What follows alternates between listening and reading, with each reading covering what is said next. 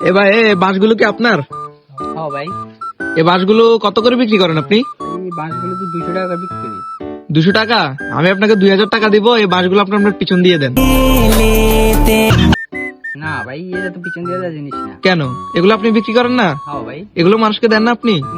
তাহলে আমি আপনাকে বললাম তো, আমি আপনাকে 2000 টাকা দিব, এই বাঁশগুলো আপনি আপনার পিছন দিয়ে দেন। কি বলেন ভাই, এটা তো পিছন দিয়ে দেওয়া জিনিস। কি বলেন? আচ্ছা দাঁড়ান, আমি দুজনকে ডাকি। এই ভাই এদিকে আসেন তো, এদিকে আসেন।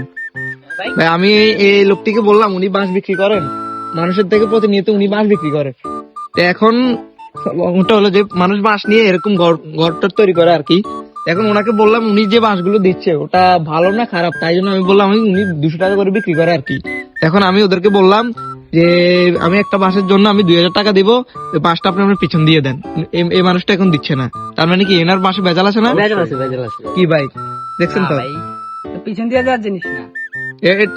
ভেজাল আছে না ভাই? ভেজাল আছে আছে তো? অবশ্যই, ভেজাল আছে। অবশ্যই আছে। এ ভাই এখন কি বলবেন বলেন?